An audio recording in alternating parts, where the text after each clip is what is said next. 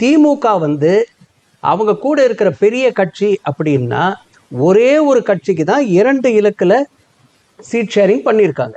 அதே அதிமுக என்ன பண்ணியிருக்காங்க, 3 கட்சிகளுக்கு 2 இலக்குல சீட் ஷேரிங் பண்றாங்க. அப்போ எந்த கட்சி கிட்ட பெரிய கட்சிகள் இருக்கு கூட?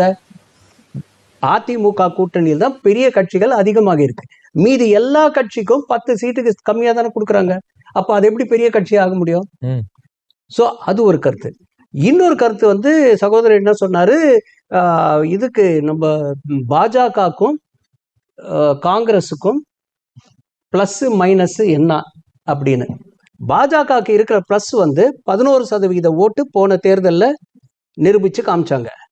காங்கிரஸ் வந்து 4.5% ஓட்டுகள் பெற்று நிரூபிச்சு காமிச்சாங்க.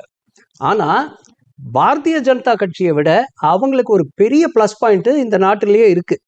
என்னன்னா, முஸ்லிம் லீக் அப்படின்ற ஒரு கட்சியை கூட்டணியில வச்சுக்கிட்டு ஒரு தைரியத்தோட மக்கள் கிட்ட இந்தியா முழுக்க என்ன சொல்றாங்கன்னா, நாங்க மதசார்பற்ற கூட்டணி அப்படின்றாங்க. வேற பாரதிய ஜனதா கட்சி கூட்டணியில, தேசிய ஜனநாயக கூட்டணியில மதம் பேர்ல எந்த கட்சியுமே கிடையாது.